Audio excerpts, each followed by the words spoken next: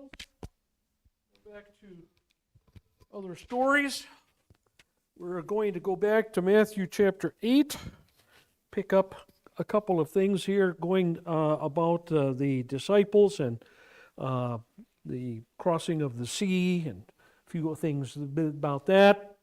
So, everybody got pages? Okay, everybody's got pages. All right, let's proceed. Let's read Matthew 8. We're going to read from 18. Let's read down to 27. Okay, 27, 18 to 27. So, now Jesus saw a crowd around him. He gave orders to depart to the other side of the sea. This is the Sea of Galilee. So he's on the sea. He's on the west side of the sea at this point. Okay, and so he's going to cross back over here. He's going to come over here to the Gadarene, the area of the Gadarenes over here. So he gave depart to the other side of the sea. When the scribe came and said to him, "Teacher, I will follow you wherever you go," Jesus said to him, "The foxes have holes, and the birds of the air have nests, but the Son of Man has nowhere to lay his head." Now, this is meaning that he has left home in Nazareth. We know that his mother and brothers and sisters did follow him from time to time. But as far as we know, Mary still had a home in Nazareth with other children. And the next oldest brother, we don't know exactly who that was, James maybe, could have been Joseph, Joseph Jr., if you want to call him that, could have been Jude.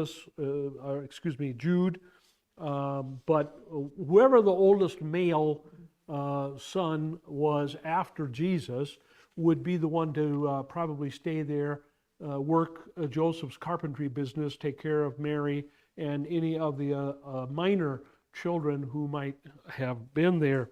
But Jesus himself, therefore, did not have a home to speak of. Now, he had a place in Capernaum where he worked out of, but that was not his home. As far as we know, that was a place that was loaned to him. We think perhaps by Matthew or perhaps Mark. Mark's parents, we know, were quite wealthy, and they had homes in various parts of Israel besides Jerusalem. So it could be that this home in Capernaum was owned by one of them and then leased or loaned out, if you will, to Jesus. So we did have a headquarters place in Capernaum. But again, that was not his home. That was not some place that he could retire to, that he could own, that he owned himself, that was his own home. So that's what he means when he says, the foxes have dens, the birds have nests. I don't got any place that I can call my own. Another of the disciples said to him, "Lord, permit me first to go and bury my father." Now note this, that this is a disciple, not one of the apostles, but a disciple. We know that Jesus had the 12, of course, apostles. He also had 70 disciples, that is 70 men that were called specifically to follow him and that he sent out also on gospel missions. We also know that there were another 120 after that also followed Jesus in many opportunities and occasions. Do you need paper, Steve? Yes.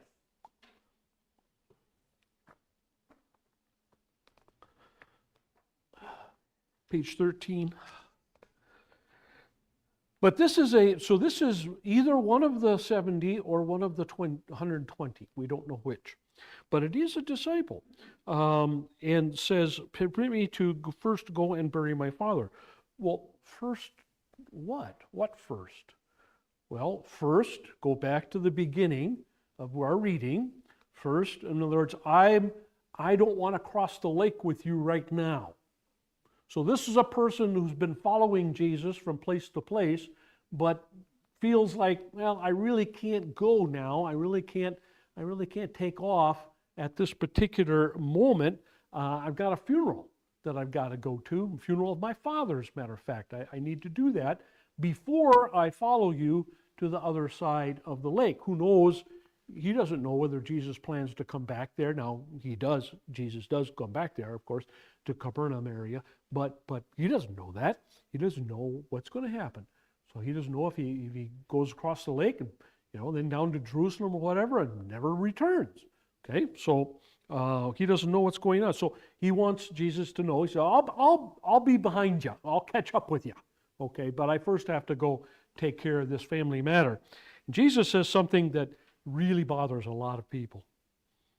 Jesus said to him, "Follow me and allow the dead to bury their own dead."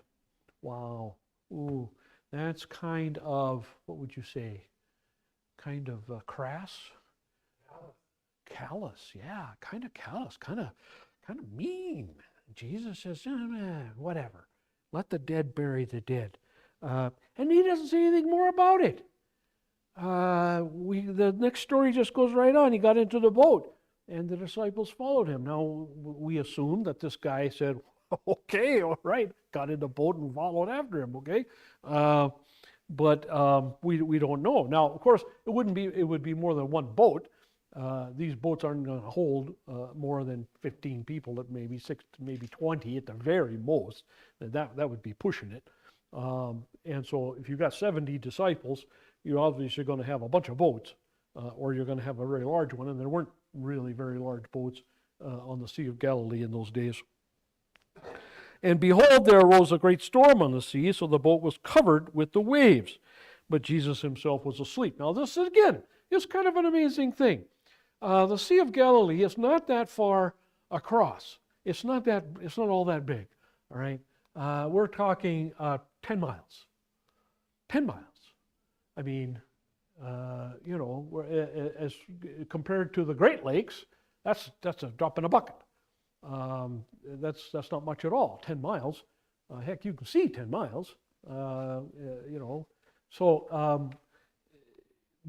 So the trip across is not going to usually take very long, and Jesus is asleep right away. What does that tell us? He was tired. Yeah. Well, and also it kind of reminds us that he's a 100% human being. He is God, but he's also a human being, and he is 100% human being, which means that he's got certainly not the sins and those kind of imperfections, but the other kind of normal imperfections, not having to do with ethics or morality, not having to do with sinfulness, but the weaknesses of human flesh, meaning you have to eat. Weariness, right. You have to eat, you have to sleep, you have to drink water, you have to rest. You can only walk so long, you can only do this and that. And so he has those weaknesses, those we would maybe even call them infirmities of human nature. So he is a 100% human being. So he's asleep, and we're told in another gospel account of this story that he was asleep in the front of the boat. Now, that's kind of interesting, because why? Why is that interesting? That's where the waves be washing. Yeah. It's, if the boat is being covered, it says covered by waves, which means the waves are washing over the boat. Normally, again, in normal circumstances, they're coming from the front to the back. Okay? And we know that the Sea of Galilee, the storms in the Sea of Galilee come either off of the Mediterranean, all right, or they come off the desert. If they come off the desert, of course, this is going to be, usually when they come off the desert, these are drier storms, and they are extremely windy, and usually have a lot of dust and dirt associated with them. If they come off the Mediterranean, there's usually rain involved with those. We would call them kind of like thunderstorm type of ideas. So Jesus is asleep in the front of the boat, which is weird because the waves are coming over the front of the boat. Wouldn't that wake you up?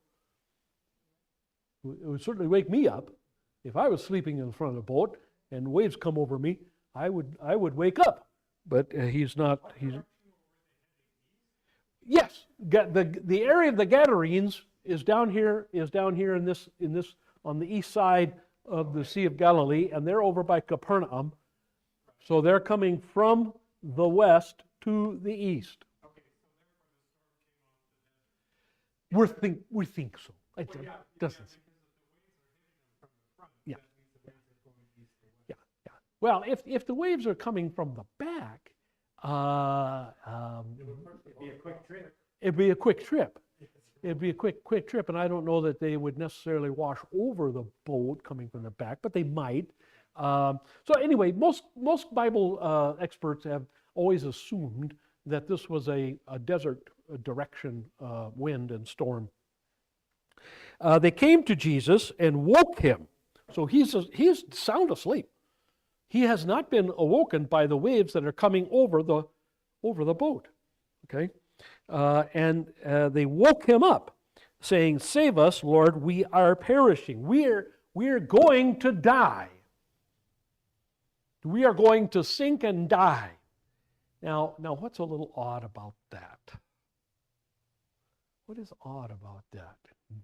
How many of these guys are fishermen?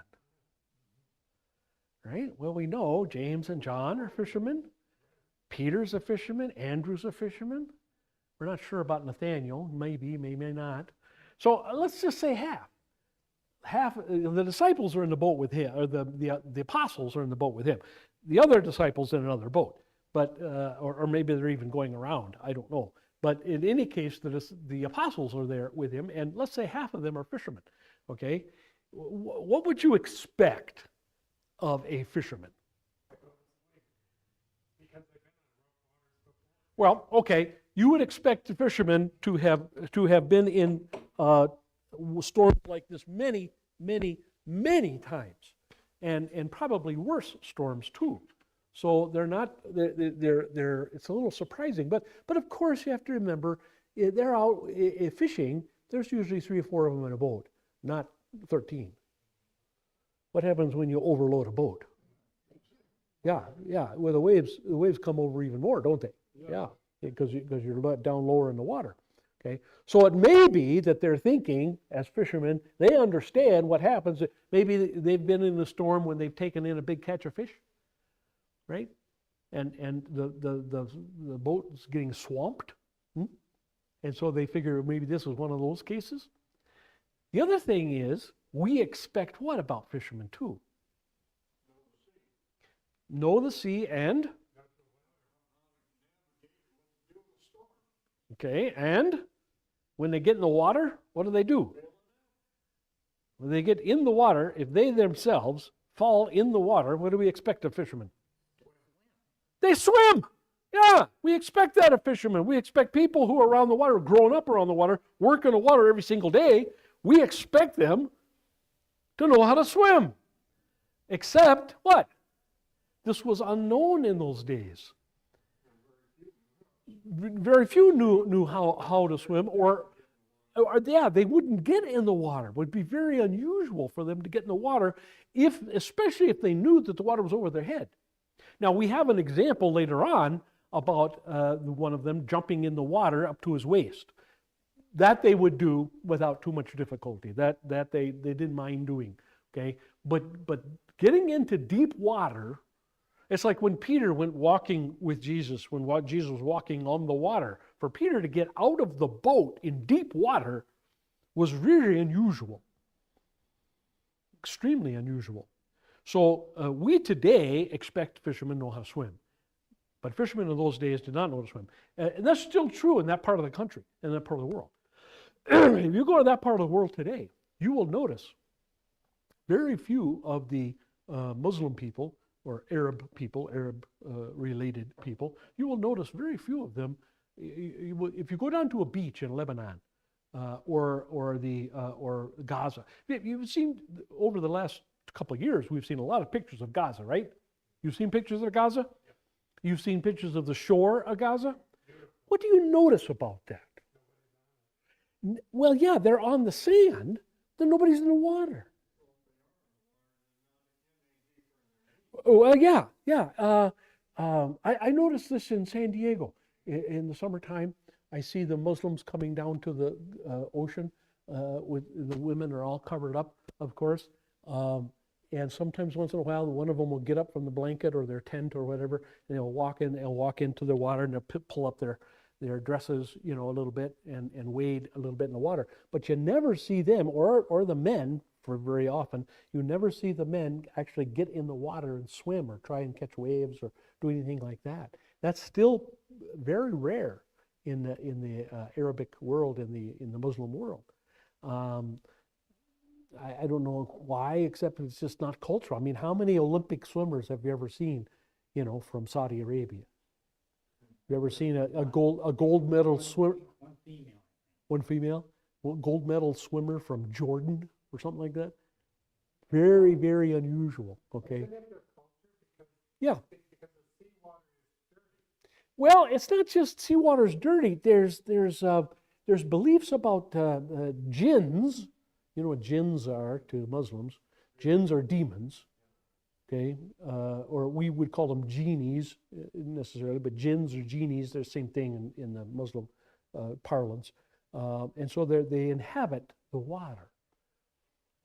And so there's a lot of fear associated with water. I was told a story by a guy who was stationed in Lebanon back in the days during the Lebanese War, and he was a Marine, United States Marine. He was stationed in Lebanon before they blew up the Marine barracks, whenever that was, in '92 or I don't remember.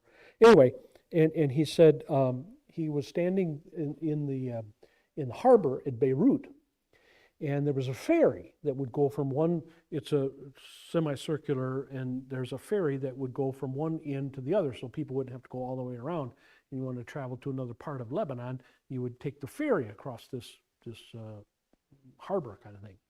Anyway, well, one day they were sitting there, we're talking and watching, and they're watching the ferry, and the ferry got hit by a wave coming in from the ocean, and it overturned. And all the people, 100 some odd people, were thrown into the water. And again, they didn't know how to swim. And there was a bunch of other Marines that were there, and they stripped off their gear and dove in to swim out to rescue people that were falling off of the ferry. And he turned to his Muslim friend, and he asked him, he said, how come there's all a bunch of men, all a bunch of people standing, at this dock or whatever, this wharf, and how come they're not jumping in to go save the people? And he said, we don't swim. We don't swim. And well, aren't you afraid these people are going to drown and die out there? Well, if it's Allah's will, then it's Allah's will. And what do you expect us to do about it? That's up to Allah. That's not up to us. You stupid Westerners, you think you're going to, counter Allah's will. Well, that's just dumb. And so when things like that happen, we just stand back and we say, well, what's Allah going to do? Okay, Kismet. That's what some people refer to it as, Kismet. It's fate. They believe in fate. Okay, so whatever happens, happens. Okay. So anyway, these people, Lord, we're perishing. Okay, we're going to die, all right? And he said to them, he woke up, obviously, and said to them, why are you afraid, you men of little faith? What are you scared about? What should they have thought?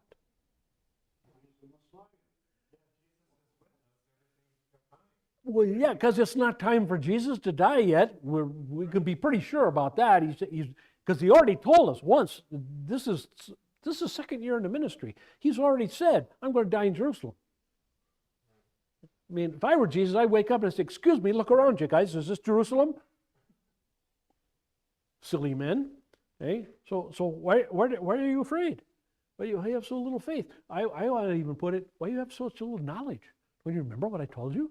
I told you this thing is going to happen in Jerusalem. I'm not going to die. Or what? Or even if I do. Well, even if I do, think about Isaac, right? Isaac said to his father, Abraham, where's the offering? Where's the sacrifice? And they're going up the hill, right? Isaac's carrying the wood for the sacrifice, and he says to his dad, hey, where's the sheep? Where's the sacrifice? Where's the meat? Where's the animal that's going to be sacrificed? And what does Abraham answer? Remember? The Lord will provide. And of course, that's exactly what happened. And remember what Abraham said to the servant that he told him to wait with the animals. What did he say? We, the lad and I, will return. So Abraham believed that even if he sacrificed Isaac and burned him to ashes, that Isaac and he would return. So Jesus is saying to these guys, look, number one, I'm supposed to die in Jerusalem, okay? I'm with you. I'm supposed to die in Jerusalem, okay? So obviously I'm not gonna die here, right? You guys are with me. I told you you're going to be my spokesman in the world, right? So that's another reason why you're not going to die. Even if you do, God will resurrect you so that you can carry out your mission. So what are you worried about? Right? You heard about the submariners gamble? Ever heard the submariners gamble? No. Submariners gamble. Submariners gamble. You're under the water, enemy ship above you, dumping depth charges down, bombs on you, trying to sink you, right? Here's the submariner's gamble. Submariner's gamble is, well, two things can happen when they drop the depth charge. Either go off far away, or it'll go off close by. Right? If it goes off far away, why worry? If it goes off real close, you're going to be gone and there's nothing to worry about anyway. All right? That's the depth charge, that's the submariner's word. Okay? It says no, it's either going to go off or it's going to go. This is going to close, no difference. Right? So that's the idea. So Jesus gives them basically that. What are you afraid of? What are you afraid? I don't understand. Okay? He got up and rebuked the winds and he doesn't wait for their response. Notice that. He doesn't wait for their response. He doesn't wait for an excuse. Well, but we don't know how to swim.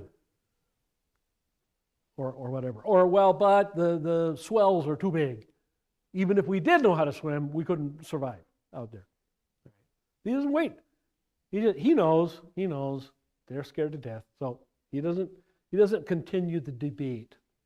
He right away gets up, okay, I understand you need this to stop. Okay, fine. And it became perfectly calm. The men were amazed and said, what kind of man is this that even the winds and the sea obey him? Now again, this is the second year of the ministry. What have they seen up to now? Healing, blind people seeing, Raising of the dead. Who is this man? The Son of God. Is that a bizarre question or what? What kind of man is this? He does. Son of God. Yeah. It just passes right through. Yeah, or it goes over. Yeah, pretty strange. Let's look at the notes. Jesus decides to temporarily escape the crowd, so he commanded the disciples to secure a ship and sail them all to the other side of the Sea of Galilee. After a short delay, this middle of the page here, underneath the calming of the sea during a storm. After a short delay, Jesus ended, and that's verse 19 to 22. Again, as I've said, Matthew does not put things in chronological order all the time. Board a fairly large ship, a lake-going vessel, and depart.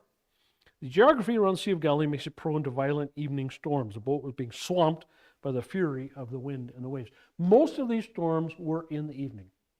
They were not morning storms. Most of the time, the fishermen went out about 4 o'clock in the morning. So they would be already at their place of fishing when it got, not even sun up, but when it got light, dusk, dawn. Okay, and they like to do that because they would avoid these evening storms. Okay. Direct contrast to both the turbulence of the water and the fear of the disciples, Jesus slept. Again, with the water going over his head. Doesn't wake him up. The ability to sleep under these circumstances is indicative first of his weariness and also, secondly, of his Father's care. So not only was Jesus really, really tired, Jesus was very, very trusting in his Father's care. Now, some have surmised that Jesus knew the storm was coming. That is certainly possible in his divine state. He could certainly have known that the storm was coming. However, again, we notice that many times, most of the time during his earthly life, Jesus does not make use of his divine knowledge. So I don't know whether we really can say that he was prepared or not, but it's a possibility. Next point, the disciples are convinced that their survival is at stake. We are going to die. We are in the state of passing away, perishing. Okay? That's what the Greek means there. Remember, there were those among the disciples that fished the sea for a living and would be familiar with the storms that raged there from time to time. Again, this does not mean that they were comfortable in deep water. Probably not. But they certainly knew about the storms, and they knew what could happen. We know, archaeology tells us, that some of the wrecks at the bottom of the Sea of Galilee date back long before the times of Jesus. They date back all the way in the Old Testament times, which means that it has been a place where sailors have drowned for a long, long time, and everybody knew it. Jesus awakens and immediately rebukes the disciples and then ends the storm. He chastises the disciples for little faith. Now, he does this numerous times during his ministry on earth with his disciples. He calls them, numerous times, he calls them men of little faith. Which is interesting because what does he say about faith? He says, if you have faith as of a mustard seed, what can you do? Move them out. Move mountains, that's right. You can take a tree and plant it in the ocean. Okay, so faith as of a mustard seed can do that. What kind of faith must the disciples have? Infinitesimal, okay? Infinitesimal, very, very small, right? He actually accuses the disciples of unbelief based on their lack of faith. If they truly believed every word that their Savior spoke, they would have known that they would make it to the other side safely. The weather went from a rage to perfect stillness in an instant. So again, it wasn't slowly the wind died, slowly the clouds parted, went away, slowly the rain stopped if there was raining. No, it was instantaneous. The apostles knew that no body of water ever behaved in this manner. They realized that the sea answered only to God.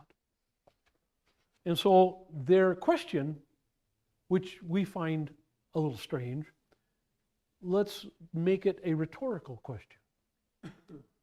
In other words, not what in the world kind of person is this, but a rhetorical question. Wow, what kind of guy is this? Meaning, this is really some guy. This is really big time guy. This is God. Okay? We'll be nice. We'll give the apostles the benefit of the doubt. We'll say it's a rhetorical question, not a true inquiry question. All right? Questions about that particular little miracle? Comments, questions? Pretty straightforward. Covered by the other gospel writers, maybe other details, but I thought this was most full description. Okay, now we go on to the next story that happened when he got over there, and it's a fairly familiar story as well. He came to the other side of the country of the Gadarenes. Two men who were demon-possessed met him as they were coming out of the tombs. They were so extremely violent that no one could pass that way. And they cried out, saying, "What business do we have with each other, Son of God? Have you come here to torment us before the time?" Now, kind of interesting here. We've got two guys and both of them are demon-possessed. Okay? Demon possession was rampant during Jesus' ministry. I think it is rampant also today. I think it has been rampant probably throughout the entire history since the institution of the church in Pentecost. Unfortunately, it is not recognized today for the fact that it is. Now, they're coming out of the tombs. That doesn't mean that they are dead people. These are not zombies. Okay, this is not the Walking Dead.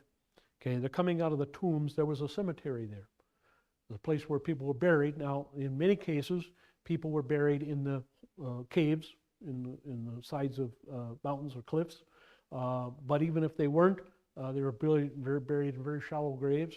And there were cemeteries in those days also. They were extremely violent. This is a sign of demon possession, violence. Remember always the signs of demon possession. Remember also that these signs do not have to be all there at once, necessarily. Okay? Signs of demon possession, and I'm not going to give these in any particular order that they must happen. These are just the signs. The signs of demon possession. 1 is violence. Violent action, violent words. Okay. 2, strength. You would say perhaps superhuman strength. 3, profanity, especially blaspheming God. Vulgar language certainly can be included in that, but mostly it has to do with blaspheming God as far as their profanity is concerned. 4, a strange voice, or that the person is not speaking in the voice in which they are usually heard. So sometimes it can be a much deeper voice, sometimes it can be a much higher voice. It's just not the voice you would expect to hear from that particular person. Did I say 4 or 5? 4. 4. That's number 4. That was 4. Okay, yeah, that's 4. So those are the 4 signs of demon possession. Again, you do not have to have them all.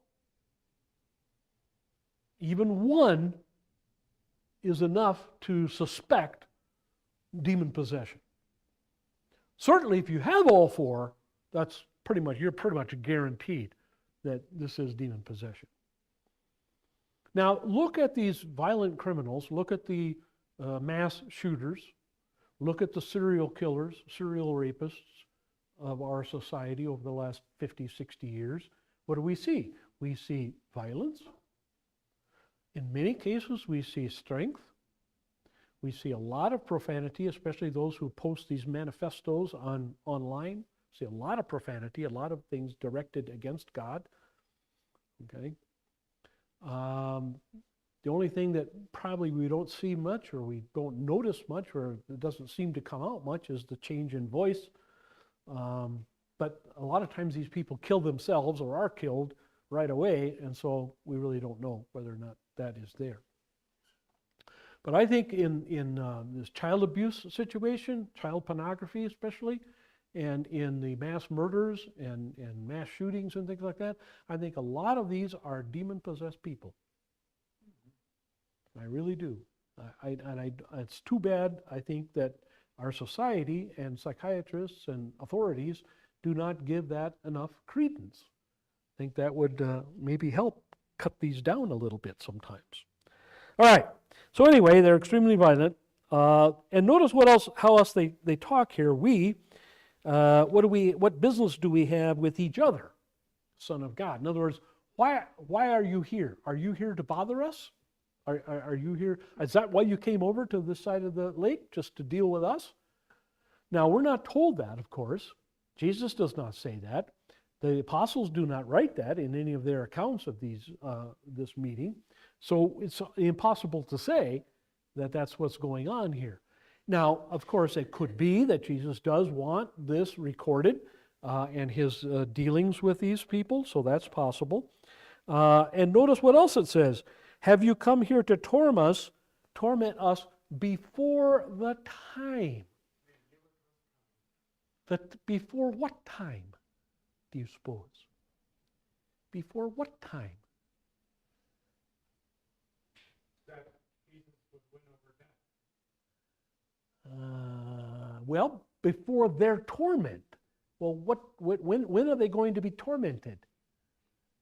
Aren't they being tormented right now?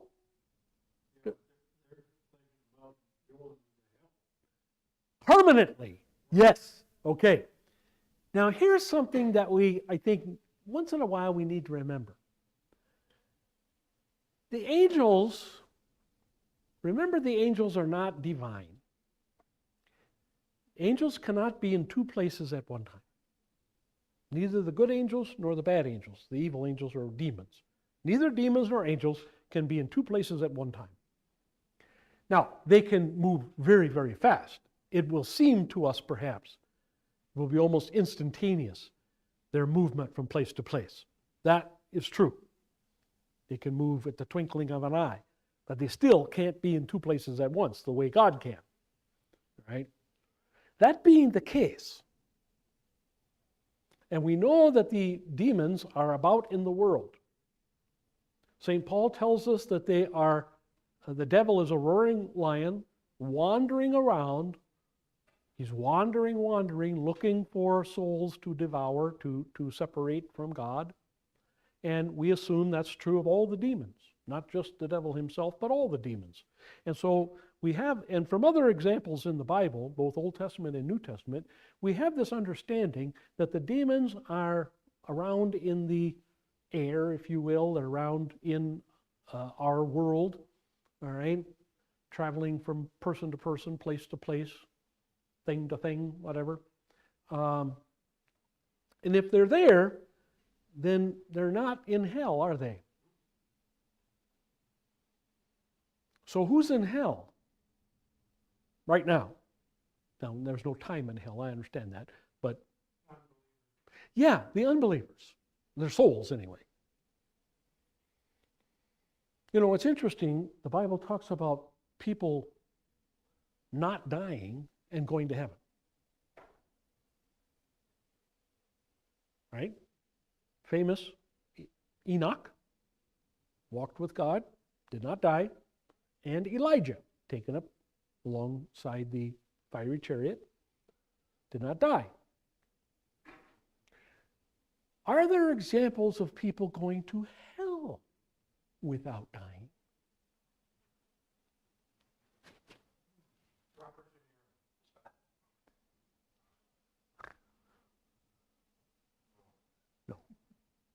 No. There could be.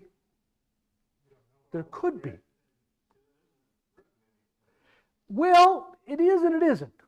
If you remember back to the rebellion during the Exodus, remember when the Israelites rebelled against God, against Moses, when they were ready to go, supposed to go into the Promised Land. And Dathan was one of them, who rebelled against God and Moses and said, let's go back to Egypt. This was after Joshua and Caleb and the others came back, the spies came back and said, there are big giant castles and giants, remember, in the Promised Land. And 10 of the 12 spies said, no way we're going. There's no way we're going to beat these guys. And so the Israelites rebelled. Remember what happened to the leaders of that rebellion? The earth opened, swallowed them alive. And the Bible says they went down to Sheol. Now, it could be that Sheol in that case means grave, or it could be Sheol's also used in the Old Testament for hell. So it is possible that there are people in hell right now today with their bodies, just like Elijah and Enoch and maybe Moses is in heaven with their body, and Jesus is in heaven with their bodies. And maybe others that we just don't know about. So it is possible. It is possible. But in any case, what's my point here? My point is that before time is talking about the last day when all the demons, Satan and all the demons, will be cast into the lake of fire forever. Which means that they're not in the lake of fire right now. Now, their situation or their circumstances are that they are separated from God permanently, so they are in hell permanently in that sense, in the spiritual sense. But in the physical sense, they're not in hell. They're wandering around. They're in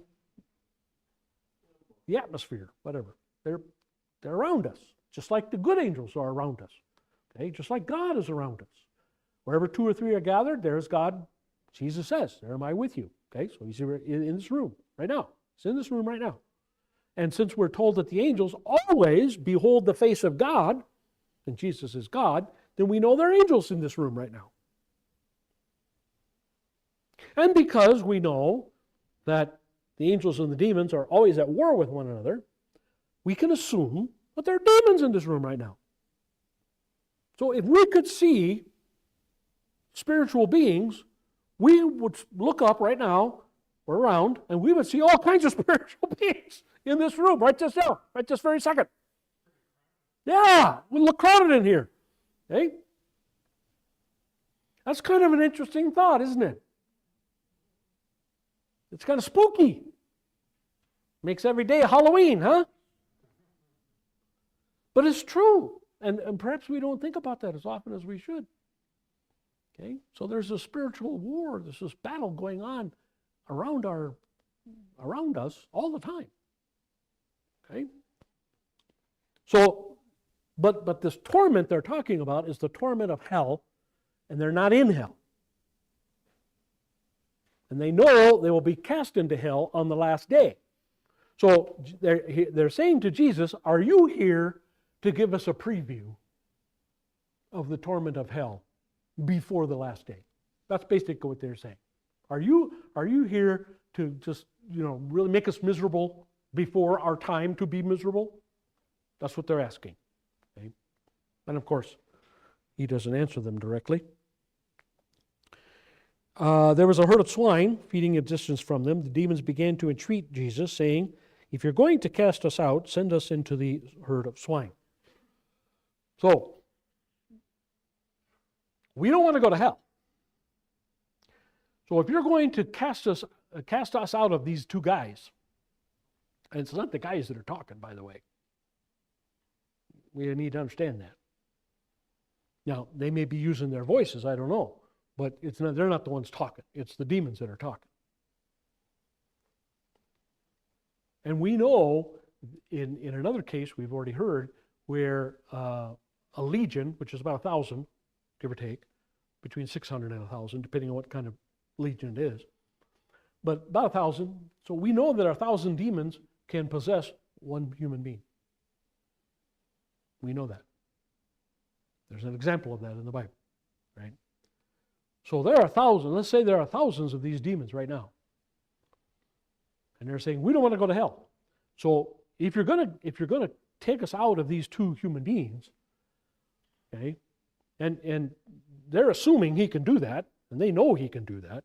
Okay, if you're going to do that, then we don't want to go to hell. If that's the torment that you're going to. We don't want that. Put us in these animals. Okay. Poses a couple of questions, doesn't it? What questions come to mind? That the humans that were possessed still had some semblance of consciousness that they don't want to go to hell? Well, the humans aren't talking, though. No, right, but I'm saying inside, they don't want to. Oh, well, they would like to get rid of the demons, I'm sure, yeah. Yeah, yeah. Well, I'm sure of that, yes. What else?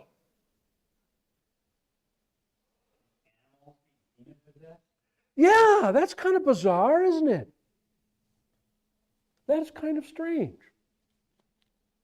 The fact of the matter is, the Bible talks about many things, including animals, being possessed. Rivers, lakes, trees, fire, being possessed. Animals are included. The fact of the matter is that these are spirits. Spirits have no material, corporeal essence or substance. And so a demon can possess this pencil if it wants to. What's the point? I don't know. Demon can possess anything. This is why in the early church, the water used for baptism, especially was taken out of nature someplace, like out of a stream somewhere, okay, was always exorcised. The pastor, priest, whatever, always cast evil spirits or evil spirit out of the water that was to be used for baptism. Always, up until the days of the Reformation, even after that. It was very common in baptismal services to have the pastor or whatever, priest, bless the water, exorcise the water, command demons to come out of the water before that water was used for baptism.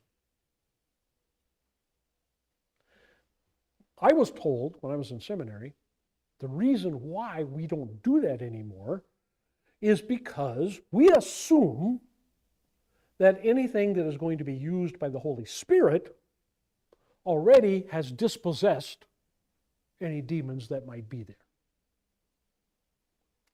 I guess that's good enough reason. I don't know if that's a good reason to get rid of 1,000 years of church history. But be that as it may, that's the way we do it today. We don't exorcise the water. Now, interestingly enough, we don't exorcise the people.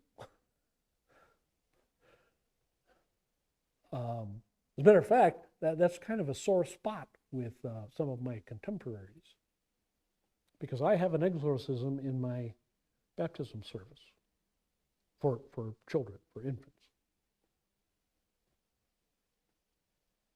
Don't know if you've noticed that, last baptism we had. But I will say, in the name of Jesus Christ, I cast out any and all demons who may be in this or these children. No, never thought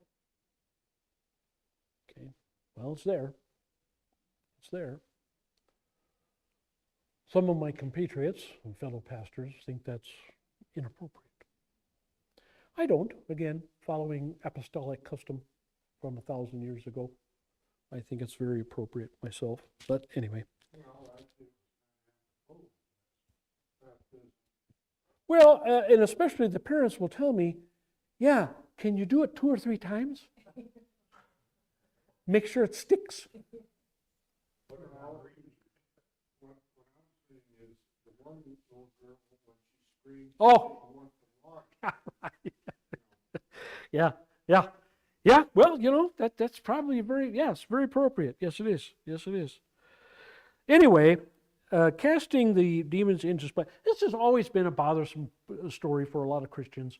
You know, why would Jesus do this? First of all, why would he go along with the demons? Why would he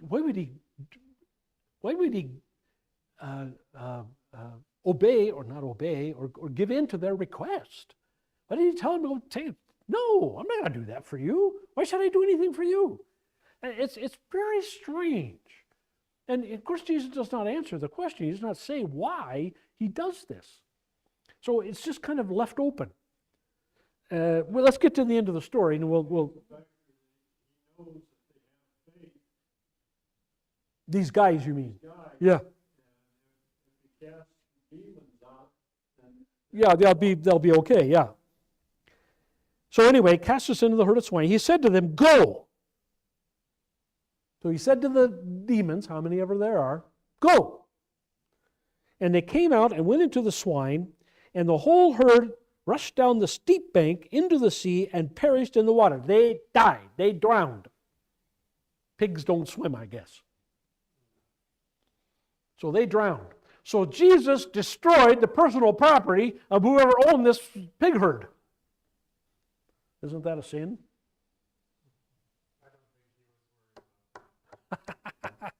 Who's raising these pigs, by the way, anyway? This is a Jewish area. Unbelievers. Maybe the Jews are raising the pigs to sell to the Gentiles. I wouldn't put it past them. We know the Romans loved pig. Oh, they loved pork. Still do, yep. Pig sickles. They would die for a pig sickle. Ribs. Okay? Pig sickles. Yeah. Romans loved pork. Loved pork. And Greeks did too. Greeks did too. Most of Europe. Yeah, they're big on pork. So Jesus destroys this. Did he know that by casting the demons into the pigs would go drown themselves? I'm sure he did. I'm sure he did. But it didn't bother him. These are unclean animals. Maybe he figured, the fewer pigs, the better. I don't know. The herdsmen ran away and reported to the city everything, including what had happened to the demoniacs. So the herdsmen aren't the guys that come out of the tombs. They're not the demon-possessed guys. Okay? The herdsmen are the ones employed by the owners to take care of the herd. They no longer have a job. So not only did Jesus destroy somebody's personal property, he put a couple guys out of work. What an evil man, huh? No. Okay. You can say, well, as God, he had the right to do that. True enough.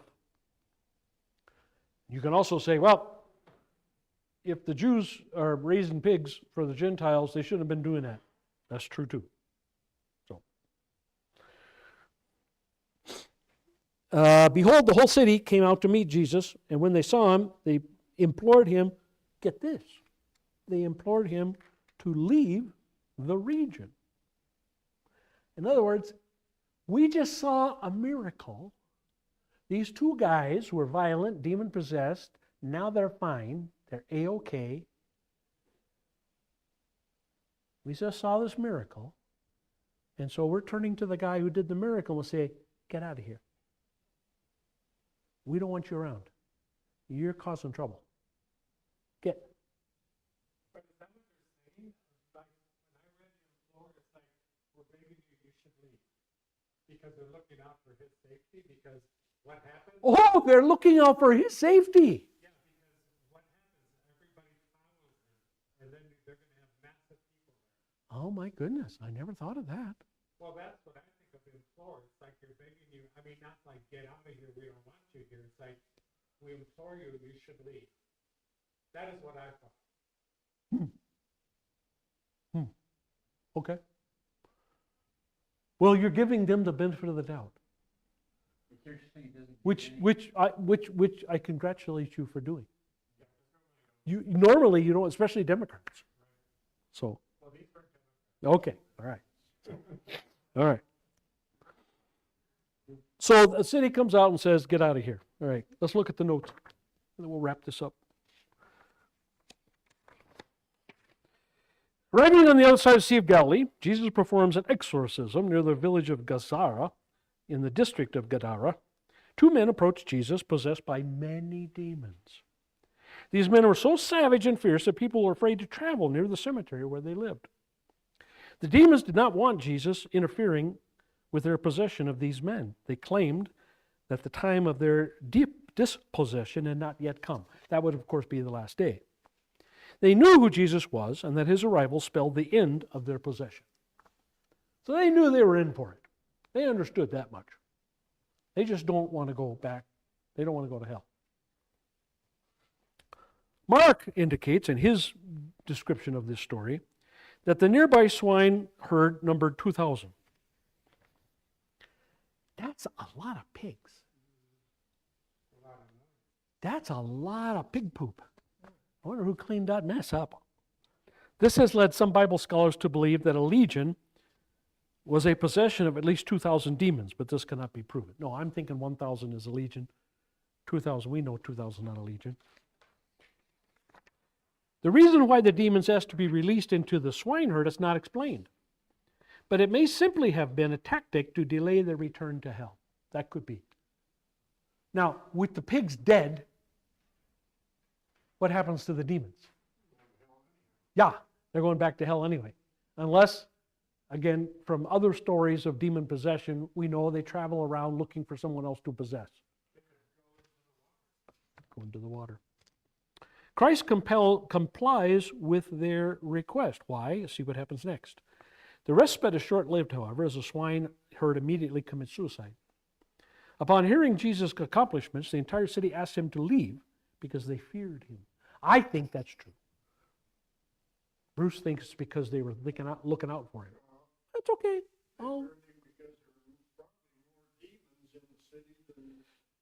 Well, yeah, could be. Could be. The power exhibited by Jesus was just too much for their unbelieving minds to comprehend. They understood that demon possession had stayed away from the tombs, but obviously they did not understand Jesus. Jesus complies with their request, but he leaves the two men behind as witnesses. We know that from other gospel accounts. All right. So we're going to go into chapter 9 next time. We'll pick it up, Matthew 9, and that first A at on top of page 14.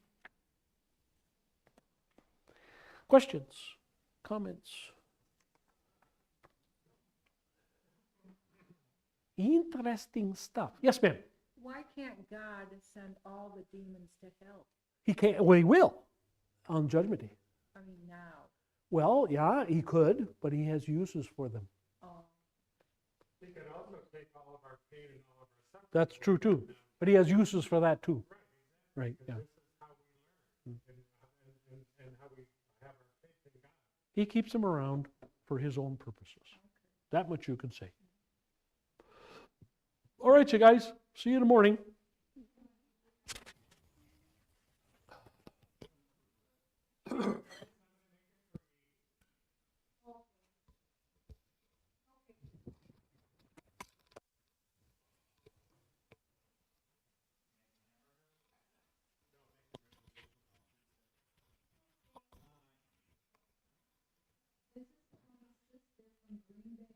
Green Bay. Hi. Welcome to Arizona for a while. A little cooler. Anybody, Bruce? Yeah, a little cooler now. These last few days. I didn't see anybody when I looked over there. That's okay.